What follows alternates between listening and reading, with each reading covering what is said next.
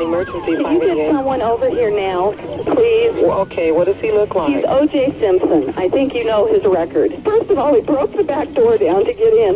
The body of 34-year-old Nicole Brown Simpson, ex-wife of OJ Simpson, was found after midnight on the sidewalk outside her West Los Angeles home. These two young people didn't deserve to die, and they didn't deserve to die in that manner. Simpson told police he was in Chicago at the time of the killings. The Los Angeles Police Department hastens to add there is a presumption of innocence, and that's very important. Police escorted him to the rear of the building, and a short time later, Simpson was seen in handcuffs. There is a rather amazing story developing in Los Angeles this hour, where California Highway Patrol is in pursuit of a white Ford Bronco, a car that was reported to be one that might contain O.J. Simpson and a friend earlier today. Police will not say whether Simpson is a suspect in the killing. All right, Mr. Simpson, would you please stand and face the jury? It doesn't fit.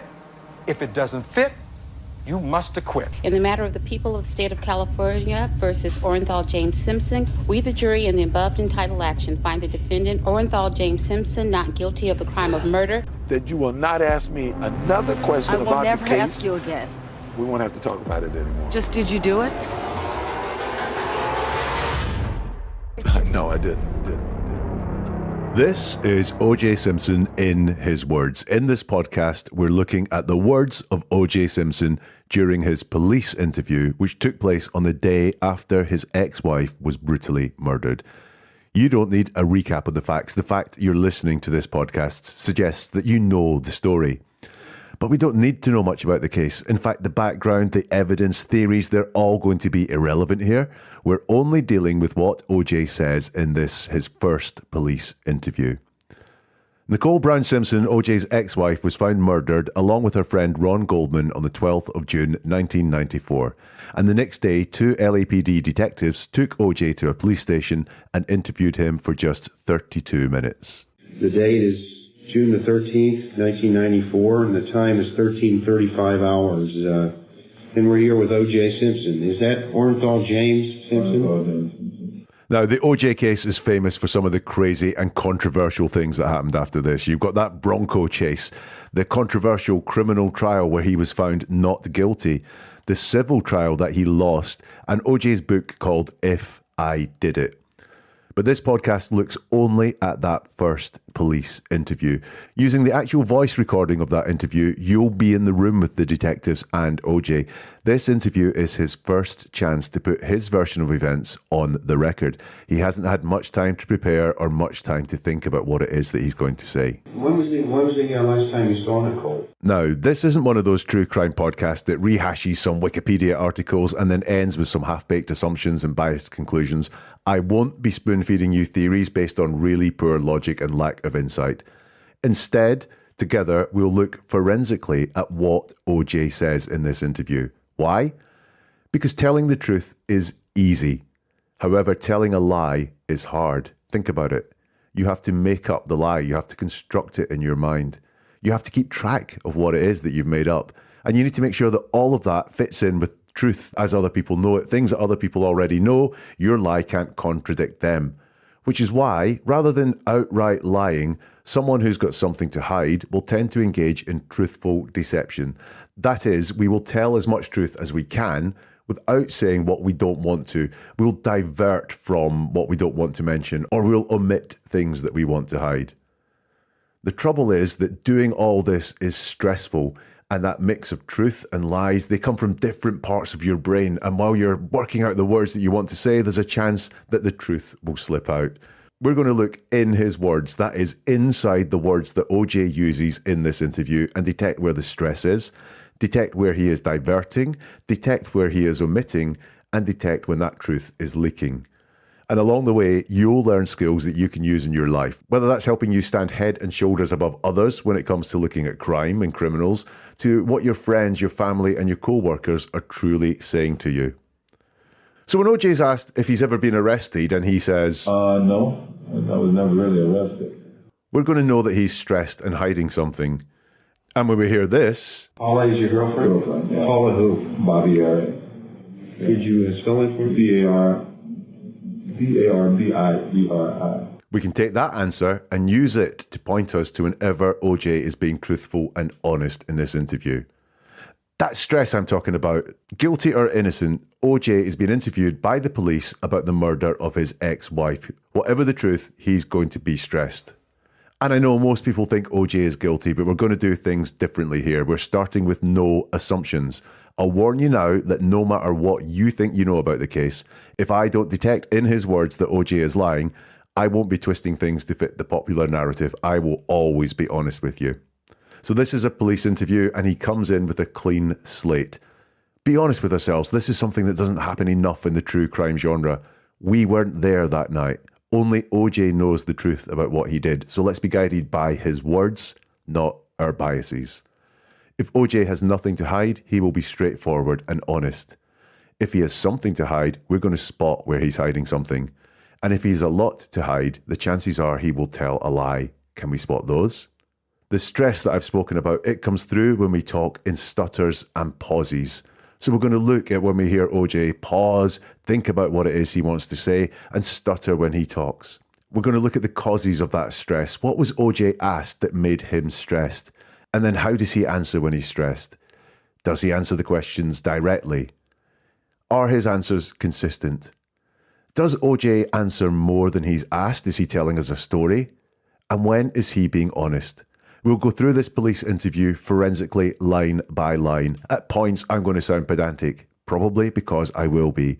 Look, one slip-up is okay. We all misspeak. When I'm doing this podcast, if I misspeak, I have the luxury of editing it out and starting again. OJ in a live police interview doesn't have that luxury. But one slip-up, two slip-ups, I'm not going to bother about them. What I'm looking for is repeated behaviour and patterns of answering. And I'm going to ask myself, is it fair and is it reasonable? This type of analysis always works better when it's a collaboration, so I want you to get involved as well. The email address is oj@neveratruerword.com. If you have thoughts, observations, questions, or suggestions, please get in touch. oj@neveratruerword.com. I look forward to hearing from you. So let's get ourselves inside that interview room in June 1994. The interview was conducted by Philip Van Atter and Thomas Lang, the Los Angeles Police Department's chief investigators of the murder of Nicole Simpson and Ron Goldman. This is 1994. It was recorded on an old cassette tape, so sometimes it's not that clear. Don't worry, I'll repeat everything after we've heard it if it's not clear.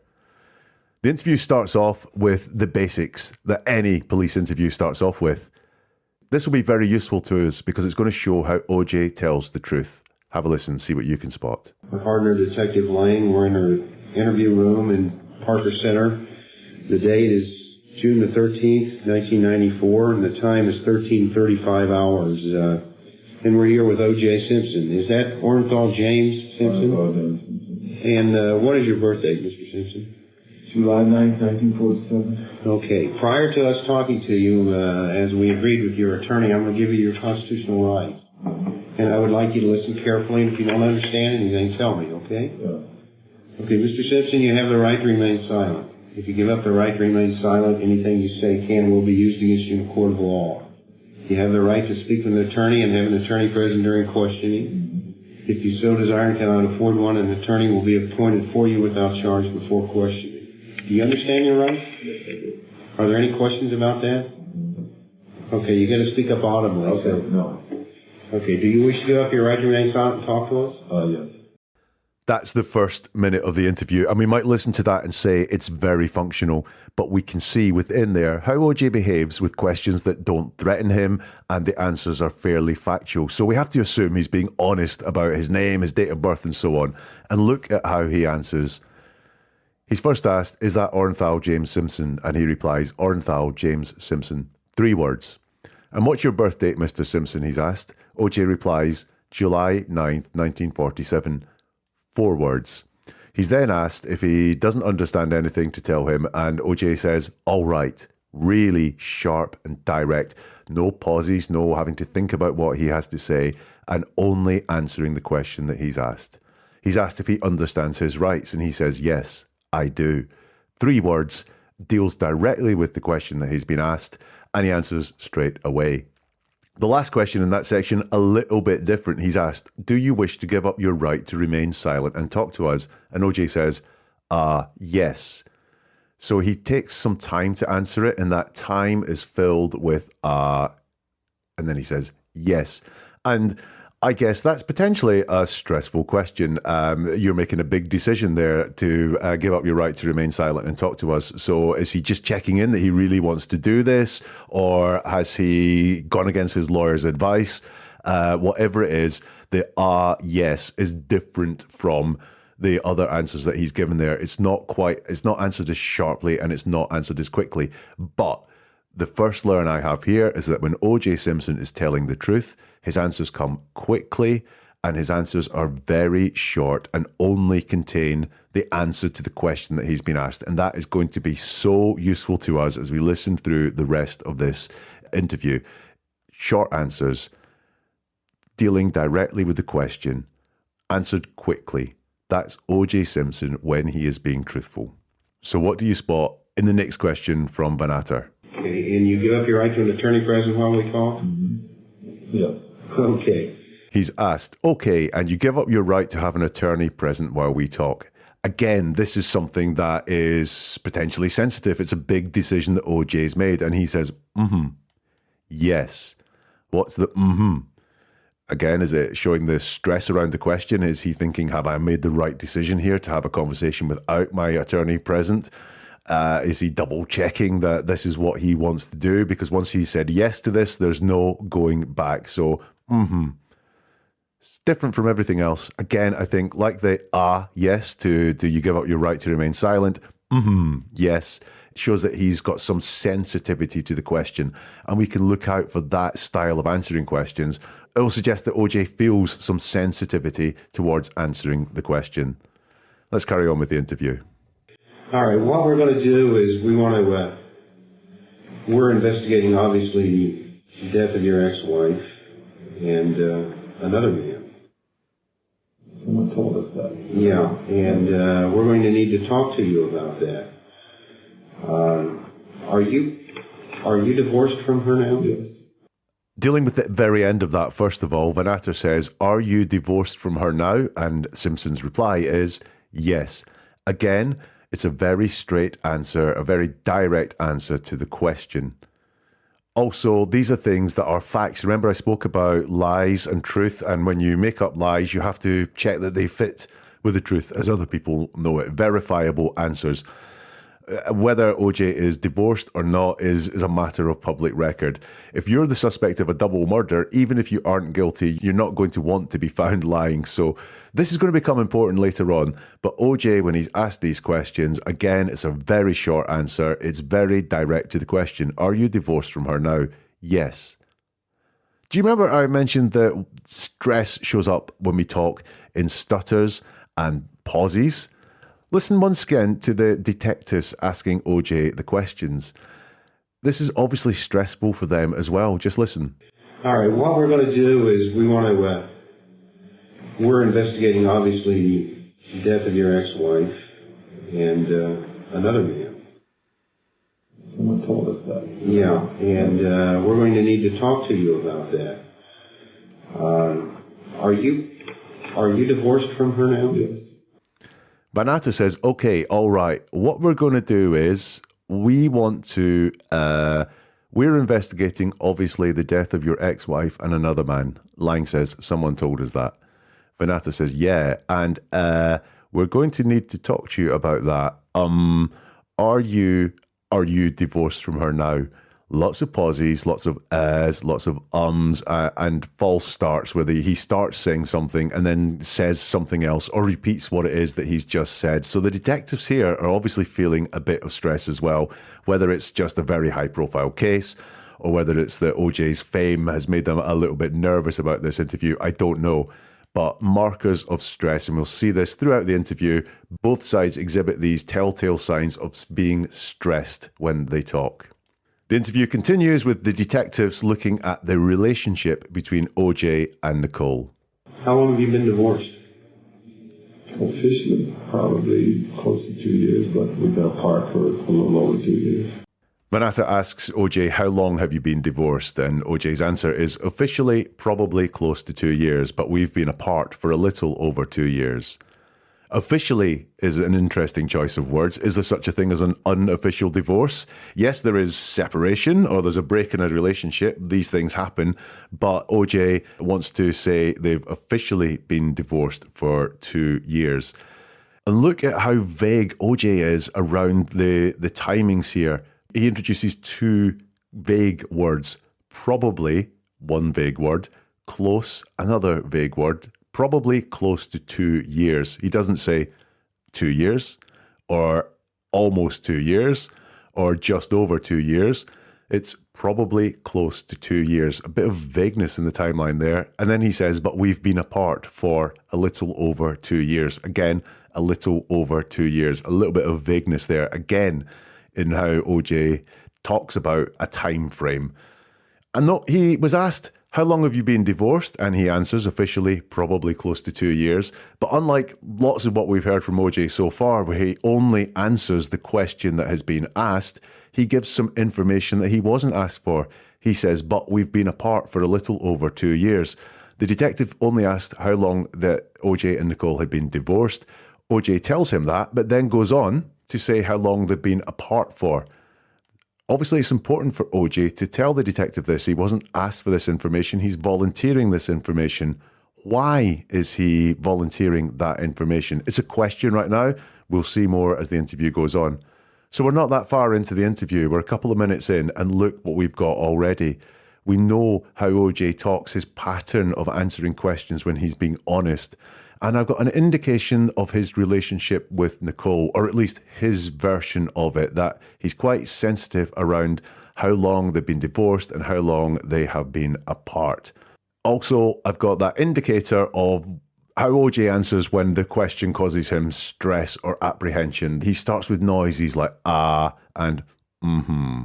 So he says he's been divorced 2 years, apart for just over 2 years. Van Atter continues. Have you? What was your relationship with her? What was the? Well, we tried to get back together, and it just didn't work. It wasn't working, and so we was going our separate ways. Van Atter asks OJ, what was your relationship with her? What was and Van Atter's words tail off, and OJ starts to talk. He says, well, we tried to get back together, and it just didn't work. It wasn't working, and so we were going our separate ways. The first thing I see there is that OJ's answer doesn't match the question. OJ's answer doesn't directly address the question. The detective asked him, what was the relationship? And OJ replies back with a story. How do I know it's a story? It begins with the word well, and then it has a construction of well, something, and something, so something. It's a story. It's a snapshot, it's an explanation, it's a reason. It doesn't directly answer the question, what was your relationship with her? It was good. We didn't talk. Yeah, it was all right. It had its ups and downs like many relationships. All would have been answers that directly addressed the question that he was asked. But OJ says, well, we tried getting back together and it just didn't work. It wasn't working. And so we were going our separate ways. I think he's trying to show mature honesty here when he's telling this. We tried to get back together. Oh, aren't they good? They tried to get back together. They tried to work on the relationship, but it didn't work. Now, isn't he being honest here? Isn't he being honest and upfront and saying, we didn't get on, it didn't work like that? Other things I do notice, though, are that OJ uses we to discuss the relationship all the way through. We tried to get back together. We were going our separate ways. So it suggests that they were joined up in these things, that they both tried to get back together again, and they both were going their separate ways. There's an element of unison in these decisions. So he's putting ownership on trying to get back together again and going our separate ways on both himself and Nicole. He doesn't put any ownership on it just didn't work. He doesn't say it didn't work for us or it wasn't working for me. He just says it didn't work. It wasn't working. He shows no ownership there at all. And then finally, in that one answer, I've got a strange tense change. He says, it just didn't work, suggesting that it's final. It didn't work. It's over. And then he moves it into a more present feeling. It wasn't working, and so we were going our separate ways. Not they'd separated, not they were apart forever, but we were going our separate ways, suggesting some ongoingness there, but we tried to get back together is in the past tense. It didn't work is in the past tense. And then the rest of it is in this more present tense. Lots of this answer doesn't hang well for me. He doesn't directly address the question, and he feels to be telling a story. I've got a feeling now that OJ and Nicole's relationship wasn't all as he is painting it here in these answers. Vanata might have picked up on that as well because of his next question. Recently, you tried to get back together? We tried to get back together for about a year. You know, where we started dating each other and seeing each other. She came back and wanted us to get back together. And I spoke about pronouns and ownership before. And look at the pronouns here. OJ's asked, recently you tried to get back together? The reply is, we tried to get back together for about a year, you know, where we started dating each other and seeing each other. She came back and wanted us to get back together. And we tried to get back together for a year. We started dating each other and seeing each other. But then it was Nicole who came back. She came back and wanted us to get back together. So in OJ's words there, Nicole was the instigator in trying to revive this relationship. She came back is telling, came back, shows that in OJ's mind, she left and came back. This might be the truth. That's just how OJ sees it. So it's something to note. When someone's recounting past events, you expect to hear them in chronological order, from the first thing that happened through to the last thing that happened. This answer isn't like that. We tried to get back together for a year, you know. We started dating each other and seeing each other. And then he goes backwards in time. He jumps backwards in time to say why that happened. She came back and wanted us to get back together. Again, I'm not saying this suddenly makes OJ a murderer because he's telling this story in a slightly out of kilter time frame. What I am saying is this is another indication that when OJ is talking about his relationship with Nicole, he's trying to sell us a story. He's trying to paint us a picture of how that relationship was. And he continues doing that with the next answer. Within the last year you're talking about? she came back about a year and 4 months ago and about us trying to get back together. And we gave it a shot. And we gave it a shot the better part of a year. And I think we both knew it wasn't working, and probably 3 weeks ago or so we said it just wasn't working. And we went our separate ways. OJ's maths is weird here. Now, that doesn't make him a killer, but just have a look at what he says. She came back about a year and 4 months ago. Now, I find that quite extraordinary. Unless you're counting time, do you know what date it was a year and 4 months ago? Quite hard, isn't it? But anyway, she came back about a year and 4 months ago, about us trying to get back together, and we gave it a shot. So this is a year and 4 months ago. Then he says, we gave it a shot the better part of a year. So let's say 11 months. So that takes us to 5 months ago. He says, and I think we both knew it wasn't working. And probably 3 weeks ago or so, we said it just wasn't working and we went our separate ways. The time frame, once again from OJ, doesn't add up if you break it down to what he's saying. Other things I note there, again, the getting back together is Nicole's suggestion. She came back about a year and 4 months ago about us trying to get it back together. And then there's this jointness again. We gave it a shot. We gave it a shot the better part of a year. And I think we both knew it wasn't working. But this section is interesting. I think we both knew it wasn't working. So that suggests that there was something in both of their heads, unspoken, that this trying to rekindle the relationship wasn't working. I think we both knew it wasn't working. If he'd said, we both knew it wasn't working, I think from his words that they had had a conversation about it. But he doesn't. He says, I think we both knew it wasn't working. And then he goes on to say, and probably 3 weeks ago or so, we said it just wasn't working and we went our separate ways. So now there is, in OJ's words, they had the conversation. We said it just wasn't working. Now, both can be true, but it's a very interesting way of telling it, telling this staged story rather than just cutting to the chase and saying, we did try and date, just wasn't working, so we went our separate ways. Or we tried to date, but we eventually admitted to each other it wasn't working and we went our separate ways. OJ hasn't used those words. He's used the ones he's used for a reason. So I think OJ is telling stories about what his relationship with Nicole was like. Another note there. Okay. The two children are yours? Yes. And, Do you have custody? Yeah, we're going joint custody. She has. So I've been through the courts? Been through the courts and everything. We have, everything is done. We have no problems with the kids. We do things together, you know, with the kids. Van Natta asks OJ, the 2 children are yours? And OJ says yes. Detective Lang says, she have custody? And the reply is, we have joint custody. 2 straight answers, short on words and directly addressing the question, and the answers come very quickly on the back of the question. This fits with when OJ is telling the truth. Short answers, directly answering the question, and the answers come quickly. Interestingly, that he talks in the present tense. We have joint custody. This is the day after Nicole was murdered. I don't think he's processed her death yet because OJ has custody on his own at this point. Detective Lang wants to talk about the custody, so he says through the courts. And OJ says, we went through the courts and everything. Everything is done. We have no problems with the kids. We do things together, you know, with the kids. This is a very different response from when OJ is being truthful. So what's going on here? Lang says through the courts. OJ says, we went through the courts and everything. Now, if he'd finished there, that would fit in with the pattern of one of OJ's truthful answers. But he goes on to say more. He says, everything is done. We have no problems with the kids. You weren't asked if you had any problems with the kids. So why do you feel the need to tell us that you had no problems with the kids? We do things together, you know, with the kids. OJ's given information that he hasn't been asked for here. Why does he feel the need to do that? Why is it important for OJ to answer the question and then say more? Well, it could be to say, look how well we got on. No problems with the kids. We do things together, you know, with the kids. There's no way I can't be a suspect in her murder. And we have no problems with the kids. Do they have problems with the kids? Is he trying to say we don't have problems with the kids so the detectives don't look there?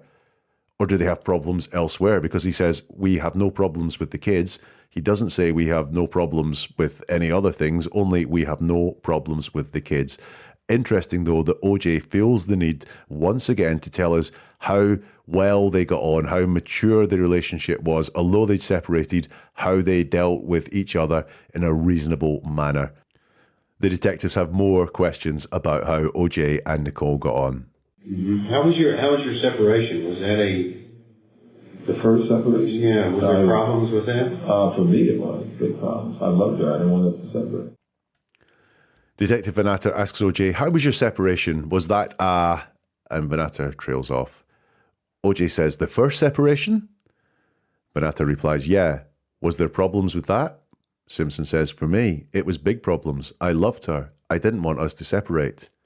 So we've gone from everything being fine to going back to the actual point of separation, and OJ saying it was a big problem. OJ says, I loved her. That's past tense. Previously, I'd said that he was still talking about Nicole and him having custody in present tense. That suggests to me I loved her, that he loved her at the time of this separation, but he had fallen out of love with her. The love had stopped. I didn't want us to separate. Again, is this honesty or is this OJ picture painting and telling us a story that he'd like us to believe? It could be, I didn't want us to separate, so I couldn't have killed her.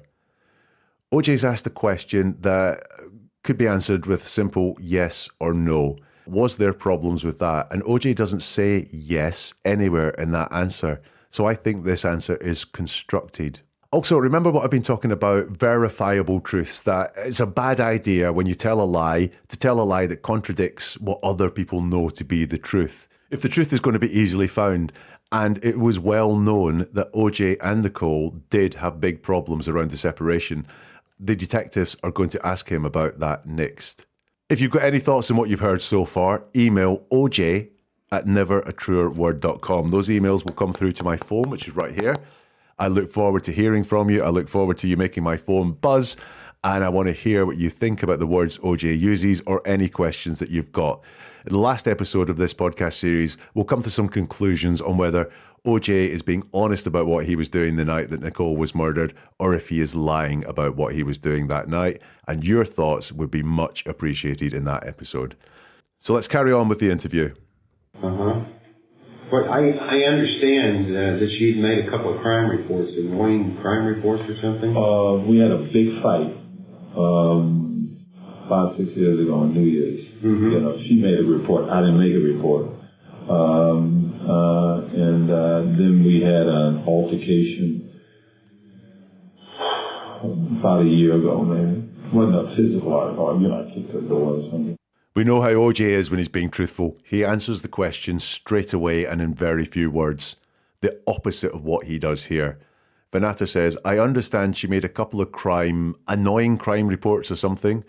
And OJ says, we had a big fight about 6 years ago on New Year's, you know. She made a report. I didn't make a report. Then we had an altercation about a year ago, maybe. It wasn't a physical argument. I kicked her door or something. So now we know why OJ couldn't deny, when he was asked, was there big problems with the separation? He couldn't say, no, everything was fine, because this is on the record. And OJ knew this was on the record. So he couldn't deny the problems because the police knew that Nicole had made reports about him before. But look at how he downplays what's happened here on the second incident. He calls it an altercation. No, an altercation is a minor spat, a tiff. But then he does say, I kicked her door or something, which doesn't sound like just an altercation. It sounds like quite a serious, violent incident. Although he says it wasn't a physical argument. OJ, arguments are verbal. Fights are physical. So why are you telling us it wasn't physical there? He does say the first one was a big fight, but again, that is on the police record. That is a well-known fact, so he can't deny that. He can't downplay that one because it's on record what happened. But he does, again, try to picture paint. She made a report. I didn't make a report. I think what he wants to do there is say Nicole was the troublemaker there because it's we had a big fight. We had an altercation is what he says later. It's about we. It's the pair of them having a big fight. It wasn't him picking on her. No. It was the we there. But he says she made a report. I didn't make a report. And I think what he's wanting to do is portray her as the troublemaker. But I was chilled. I didn't make a report. I was all chilled. Actually, when you think about it, what he's saying is she made a report because she was frightened, scared for her life, or, really, really traumatized by this incident. And OJ didn't make a report because he wasn't frightened. He wasn't scared for his life. He wasn't traumatized there. I think we're getting to the nub now of the Nicole and OJ relationship. He was picture painting that everything was fine when it's well known that everything wasn't fine. And when he realizes that's going to come up, he's downplaying what happened between them and turning the heat down on it and saying it was an altercation. I didn't make a report. I kicked her door or something. What you're doing there, OJ, is downplaying domestic violence, which is not a good look. I'm sure you also heard when OJ was asked that question, he gave one of those noises that indicates the question causes him stress. Well, I understand that she'd made a couple of crime reports, annoying crime reports or something. We had a big fight. We had a big fight. You're going to hear another one of those noises and the answer to this question. And she made a police report on those two occasions? And I stayed right there until the police came and talked to him. Vanata says, and she made a police report on those two occasions. And OJ says, mm-hmm. And I stayed right there until the police came, talked to them. I think I can see there, OJ's clearly in image management mode there. He's trying to say, I'm a good guy. Although she called the police, I didn't run away. Interesting that was a thought in his head that he could have run away. He says, I stayed right there until the police came and talked to them. He's doing, hey guys, I'm on the police's side. I'm the nice guy. I will talk to you here. At the beginning of this podcast, I said we'd learn when OJ was telling the truth, and we've seen that with his sharp, direct, short answers. I've said we'll see when OJ is deflecting, and we've seen that when he doesn't deal with some of the questions that he's asked, or he downplays the severity of some of the things that he's done. Will we be able to tell when OJ is telling a lie? Well, there's one that seems to come in the answer to this question. Were you arrested at one time for something? No. 5 years ago, we had a big fight. 6 years ago. I know I ended up doing community service. Detective Lang says to OJ, were you arrested at one time for something? And OJ says, no. 5 years ago, we had a big fight. 6 years ago, I don't know. I know I ended up doing community service. OJ was arrested for that incident. He lies here with his first word. Were you arrested at one time for something? OJ says, no. But could we have caught that was a lie? Well, we can with what comes next because he said no. 5 years ago, we had a big fight. 6 years ago. So were you arrested at one time for something? No. And then he mentions the incident that he was arrested for. That's like saying to me, have you ever been arrested? And me going, no. I did rob that bank once and people caught me doing it and I got put in jail. And this is what OJ's done here. Were you arrested at one time for something? No. I mean, 5 years ago we had a big fight. 6 years ago, I don't know. I ended up doing community service. I mean does a lot of work in that. No is the lie. And then I mean is, I'm actually going to clarify what I mean by that no. And what I meant by that no is, yes, I was. I mean from OJ. No, I mean 5 years ago, I was.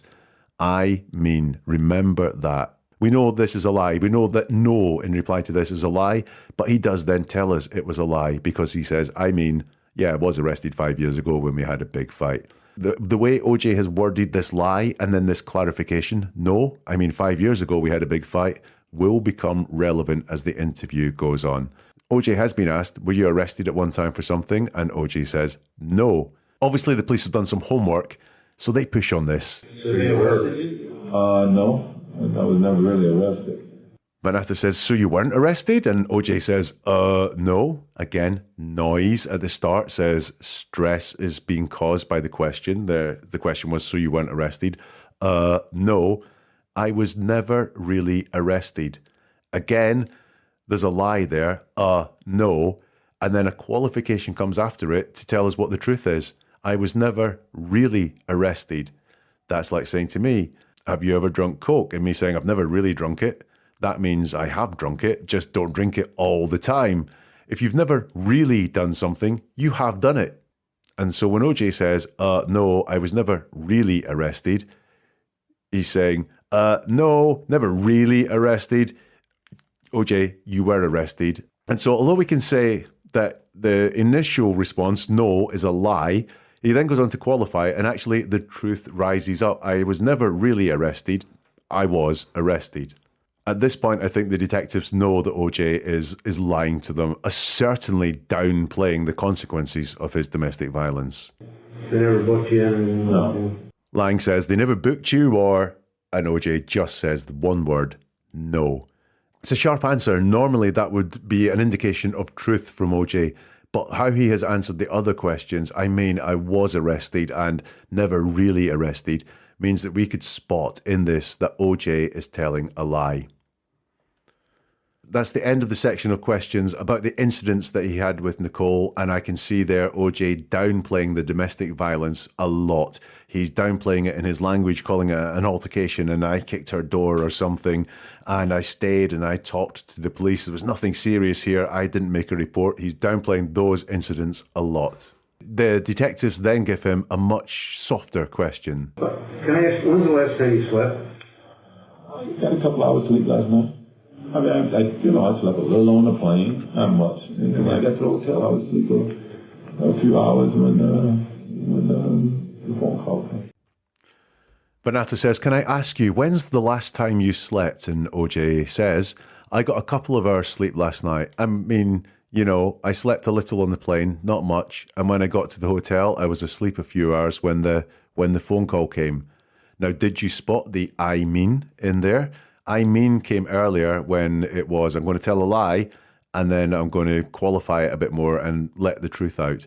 OJ says, I got a couple of hours sleep last night. I mean, I slept a little on the plane, not much. And when I got back to the hotel, I was asleep a few hours when the phone call came. It's a very expansive answer. There's lots of words here, which is OJ's storytelling mode when he's not answering the question directly. The question was, when's the last time you slept?